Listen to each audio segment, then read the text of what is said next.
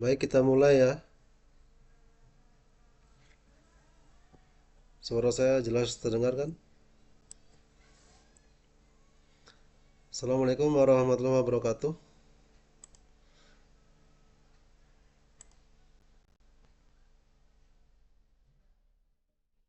Selamat siang semuanya.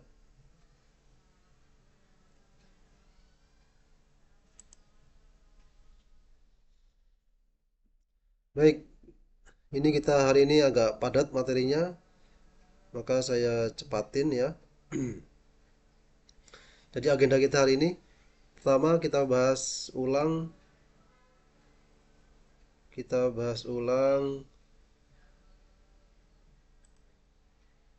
materi sebelumnya. Saya jelaskan kembali. Kemudian yang kedua, nanti kita sampaikan materi tentang VBA Excel. Kemudian nanti yang terakhir, yang ketiga, nanti coba tolong dilaporkan progres proyek kelasnya ya. Oke, kira-kira ada 3 agenda itu kita hari ini. Nah, yang pertama saya ulang lagi, ini materi kuliah sebelumnya yang tentang transportasi. Kini kita bahas singkat sekitar mungkin maksimal 15 menit tentang elastisitas demand transportasi. Yang dibahas adalah yang pertama yang dibahas adalah elastisitas demand dalam transportasi. Kemudian freight transportation atau transportasi kargo itu adalah derived demand atau demand yang diturunkan. Ini sudah kita bahaskan sebelumnya. Nah, eh, jadi dalam transportasi secara umum transportasi itu dikategorikan sebagai eh, inelastis demand. Jadi mungkin pernah belajar tentang rumus elasticity ya, elastisitas waktu mata kuliah biaya mungkin atau ekonomi teknik gitu ya. Itu kan rumusnya adalah persentase perubahan jumlah dibagi dengan persentase perubahan harga. Jadi yang dimaksud dengan elastisitas itu tingkat sensitivitas customer terhadap perubahan harga. Jadi kalau contoh lah barang itu, kalau barangnya itu harganya murah, diskon, makin melonjak yang beli, makin banyak yang beli. Atau mungkin sebaliknya, semakin mahal harganya, semakin nggak dibeli karena mahal. Nah itu kan sensitivitasnya seperti itu, elastis. Tapi kalau transportasi itu relatif dia inelastis, nggak berpengaruh. Jadi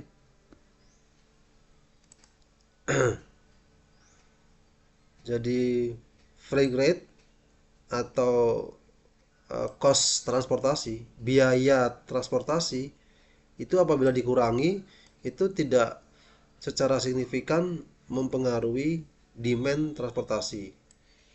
Contoh misalkan pengiriman barang dari Jakarta ke Surabaya, eh, biayanya dikurangi, didiskon, atau mungkin dibikin nol. Itu nggak serta-merta membuat demand permintaan transportasi atau pengiriman barang dari Jakarta ke Surabaya naik, belum tentu.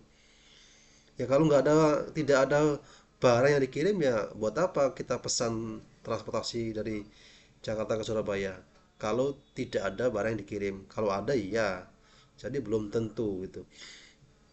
Maka itu disebut dengan inelastis.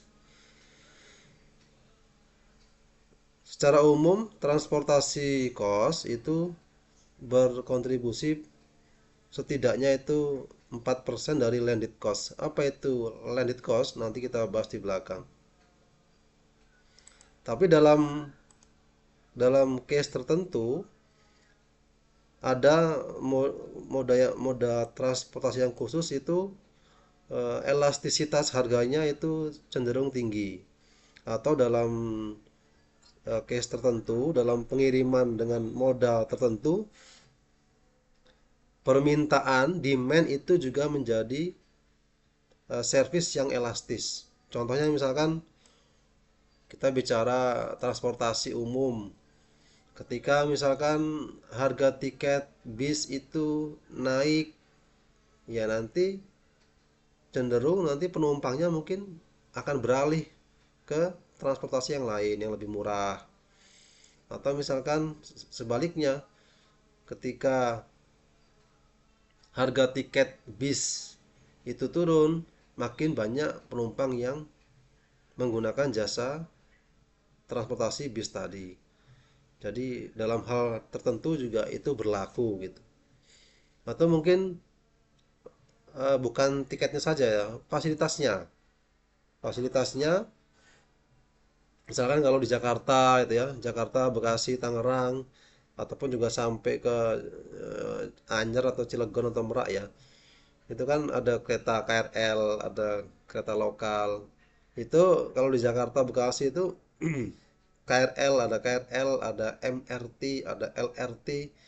Itu ya saya sudah pernah naik semua ya. Atau ada juga busway ya.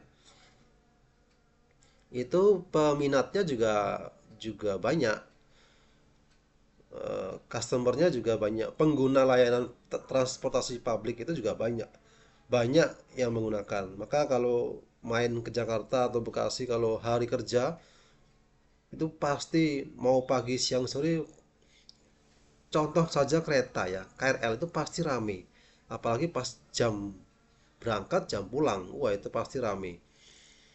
Eh, Rame, desek-desekan ya, dorong-dorongan, karena memang penuh penggunanya. Jadi dengan eh, secara harga tiketnya juga murah ya.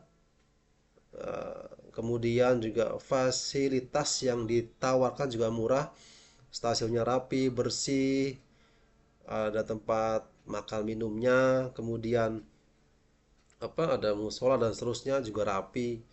Ya, selain tadi yang ditawarkan adalah harga murah.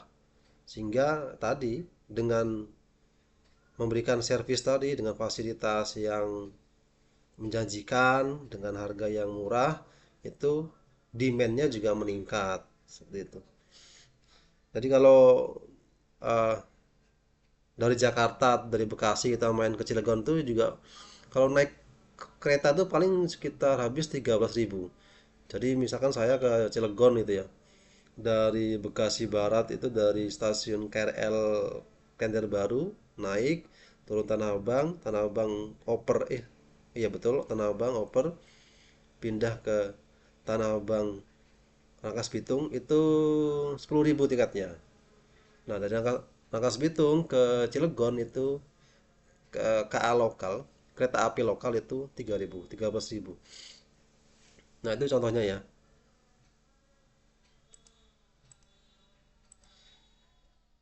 Nah, kemudian transportasi itu adalah demand yang diturunkan atau delivered demand. Jadi adanya permintaan transportasi, ada yang minta kirim barang ke sana, ke sana, ke sana, itu tergantung pada ada nggak demand produk itu di lokasi tersebut. Seperti tadi contoh yang diberikan, dari Jakarta kirim ke Surabaya. Ya kalau nggak ada barang yang dikirim ke Surabaya ya nggak akan ada pengiriman. Nah gitu ya. Kalau di misalkan di Surabaya itu ada demand, permintaan eh apa ya? Permintaan misalkan kita bicara barangnya adalah motor otomotif ya. Ada demand orang beli motor Honda sekian ribu permintaan bulan ini misalkan gitu, atau bulan Juni bulan depan. Ya pasti nanti dari Jakarta, pabriknya motor Jakarta sekarang gitu ya, pasti akan kirim ke Surabaya. Tapi kalau di Surabaya tidak ada permintaan orang minta motor, ya nggak akan dikirim motornya. Jadi itu yang disebut dengan demand yang diturunkan atau derived demand. Kemudian eh, Specialization and mass production. Jadi produksi massal dan produksi yang spesial itu eh, akan menimbulkan peluang ekspansi pasar, sehingga menimbulkan peluang meningkatnya permintaan transportasi. Jadi eh, kayak tadi ya, yang kita tahu kan di Indonesia itu kan rata-rata itu kan masih Jawa sentris ya. Industri itu masih Jawa sentris. Itu pun juga mungkin di daerah Bekasi, Cikarang gitu ya, Jakarta dan seterusnya itu masih jarang yang industri yang ada di yang Sumatera, Kalimantan, Papua, kecuali yang spesial ya, seperti kalau tambang sudah pasti ya di area dia itu spesial kan, di Sumatera, di Kalimantan, minyak di tempatnya gitu ya. Kalau emas itu di Papua ada apa? Ada Freeport. Jadi kalau kita bicara tadi otomotif, pabrik otomotif itu ya yang kita tahu sudah pasti di Jakarta ada AHM ya, ada HPM dan seterusnya, di Cikarang, di Kerawang, dipusatkan di situ. Jadi pabrik motor, pembuatan motor dipusatkan di situ, mass production. Maka nanti kalau ada demand dari permintaan orang minta motor dari Sumatera, Kalimantan, Sulawesi, Papua, ya dari tadi, dari Kerawang, dari Jakarta akan dikirim tuh, akan disebar, akan didistribusikan barang-barangnya, dikirim ke semua demand, semua customer yang meminta. Sehingga muncullah peluang ada permintaan transportasi. Tolong dong kirimkan ke Sulawesi, ke Kalimantan dan seterusnya. Itu yang mass production. Kalau yang specialization production kayak tadi, tambang minyak tuh di misalkan Blok Rokan, mungkin tadi di Cilacap, di Indramayu, kemudian tambang batu bara mungkin di Palembang, di Kalimantan dan seterusnya. Sawit di Sumatera, di Kalimantan, di Sulawesi.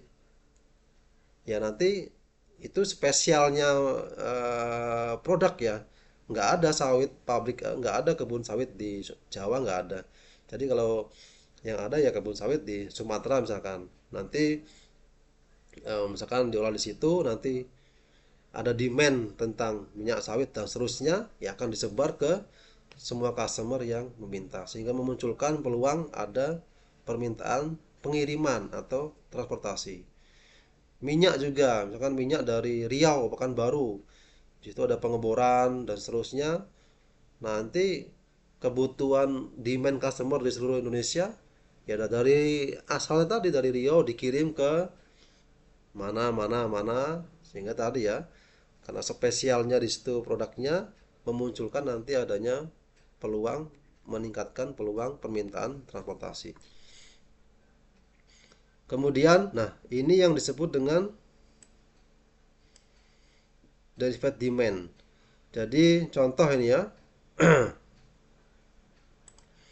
kota A itu memproduksi sekitar 100.000, sorry, kota A itu produksi 100 unit widget. Ini semacam apa ya, eh, partisi atau part-part dalam barang-barang elektronik gitu ya. Nah, di kota B ada 20 permintaan, di kota C ada 80 permintaan. Ya maka nanti transportnya ya ke C ke B 20 karena sesuai demand. Ke C transport demandnya juga 80 sesuai dengan permintaan. Artinya kalau di sini kosong ya nggak akan ada pengiriman. Buat apa dikirimkan, nggak ada yang minta gitu. Nah, itu yang disebut dengan derivative demand.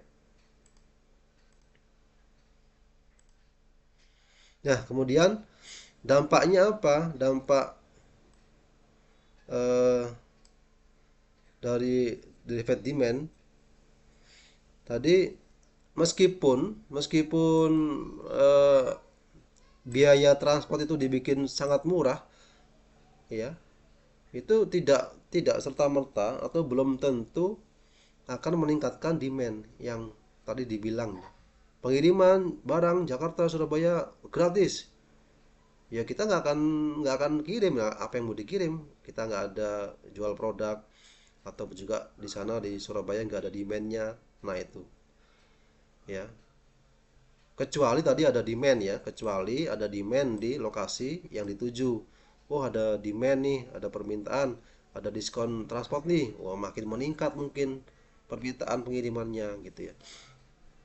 Contoh misalkan ini ya, permintaan komputer di negara A itu sangat kecil, meskipun dibikin gratis free ongkir pengirimannya ke negara A ya. Misalkan yang bikin komputer pabriknya di negara B, nah ada customernya di negara A itu, tapi ya nggak banyak demandnya atau permintaannya.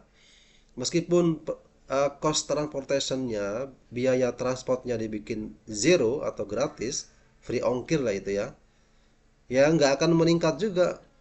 Dengan free ongkir akhirnya banyak komputer yang dikirim ke negara A, nggak juga. Ya kalau nggak ada yang demandnya cuma kecil ya, ya dikirim seadanya sesuai dengan demandnya. Jadi seperti itu. Kecuali kalau permintaan demand komputer di negara A itu meningkat, maka nanti akan ikut berdampak pada meningkatnya jumlah demand transportation. Nah, kemudian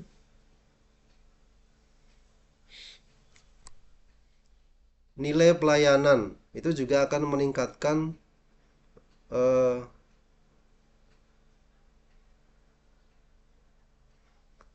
meningkatkan demand atau bahkan mungkin menurunkan. Jadi kalau tadi kita bahas tentang elastisitas ya. Jadi customer cenderung mungkin nanti shifting ganti kayak tadi ya. Dulu orang kemana-mana naik angkot misalkan gitu ya.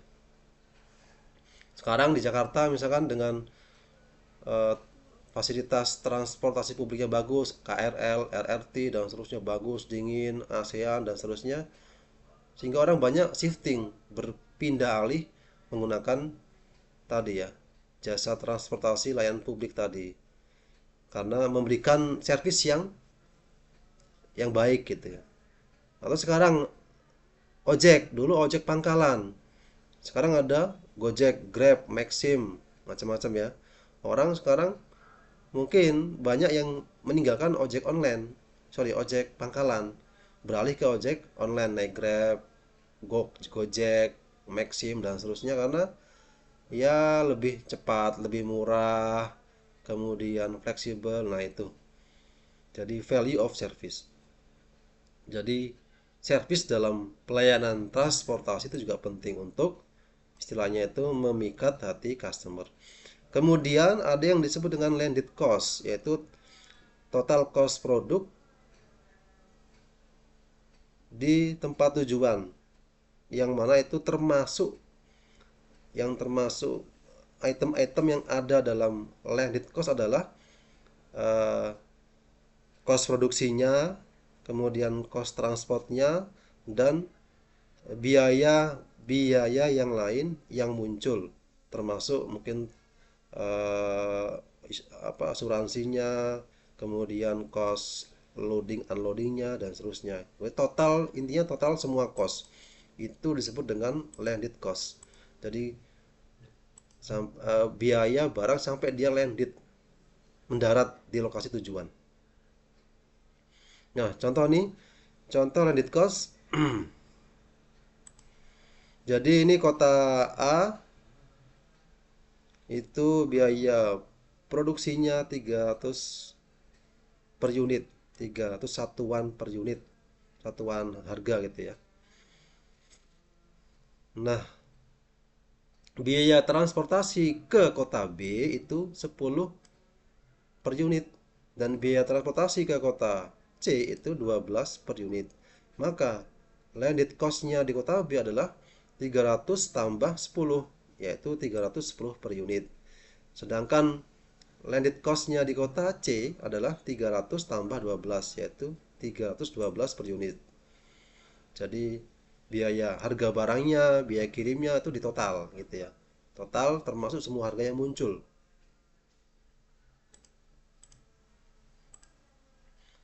Nah, kemudian landed cost ini biaya produksi di kota A itu 300 per unit, permintaan ke kota B itu biaya transportnya 10 per unit, kemudian transportasi dari kota D, pabrik di kota D ke kota B itu 12 per unit. Nah, yang jadi pertanyaan adalah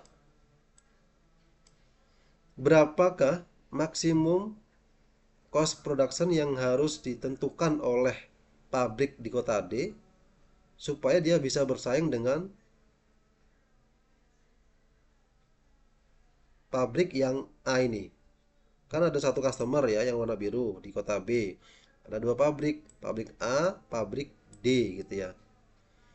Nah, berarti kan kalau pabrik A ini kan kirim ke B, itu kan landed cost-nya adalah 300 tambah 10, berarti 310. Berarti berapa kira-kira maksimum cost production yang harus di setting oleh pabrik D supaya dia bisa bersaing dengan pabrik A? Berarti ya maksimal ya sama, minimal sama ya. Nah, katakanlah kita mau sedikit bersaing, berarti kita settingnya adalah 309 satuan harga. Ini landed cost-nya pabrik D. Berarti kalau dikurangi dengan 12 sebagai transport cost sama dengan berarti 297.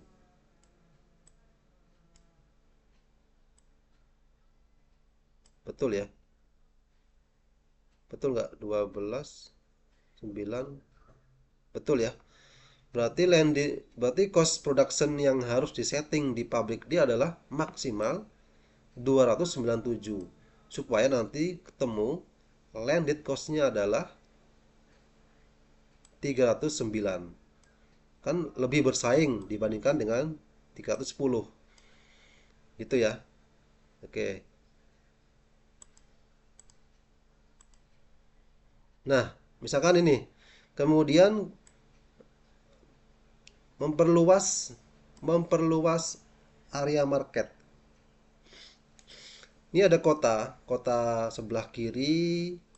Ini production cost-nya 50 dolar per unit. Biaya transportnya adalah 0,55 dolar per unit per mil. Jaraknya ke kota yang kanan adalah 200 mil. Kemudian cost produksinya di kota yang kanan itu sama dengan kota kiri, yaitu 50 dolar per unit. Sedangkan beda untuk cost transportasinya. Di kota kanan lebih murah, yaitu setengah dolar per unit per mile.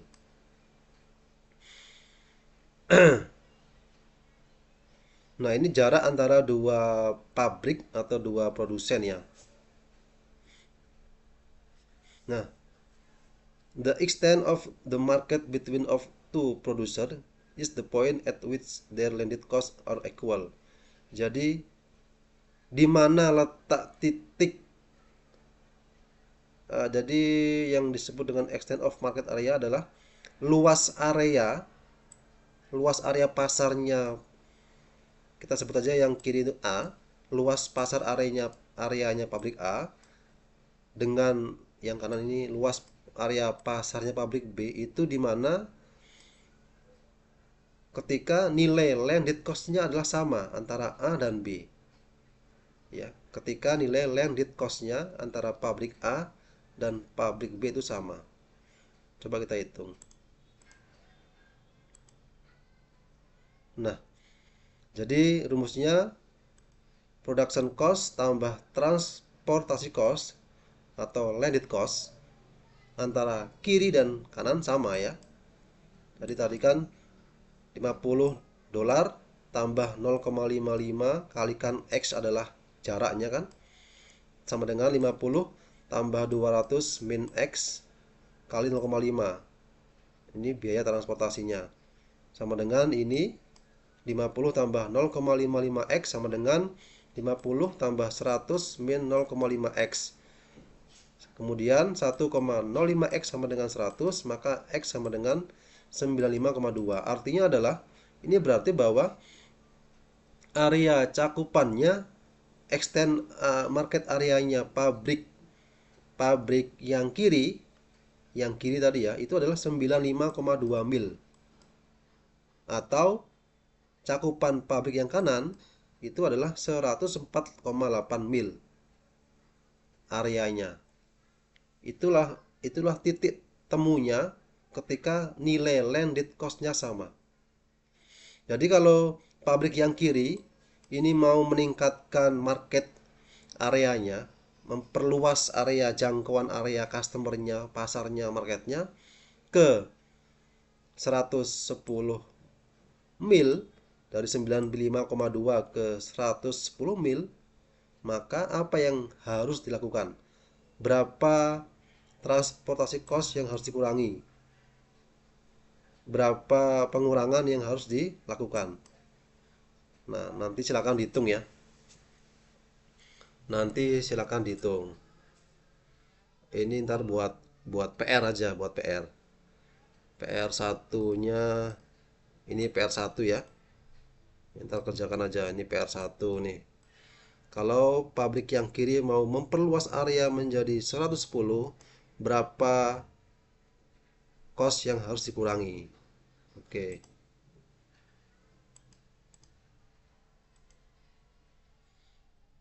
Kemudian nih, kemudian sama dengan soal sebelumnya ya. Jadi ada ini pabrik A, ini punya kompetitor di pabrik B di sini ya. B jaraknya adalah 300 km.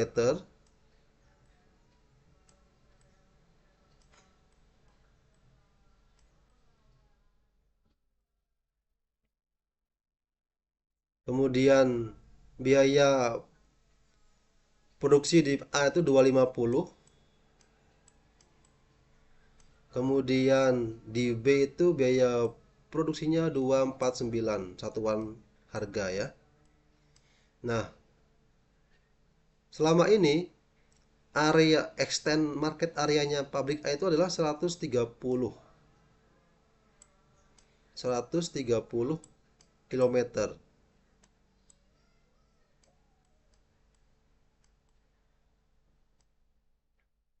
Nah,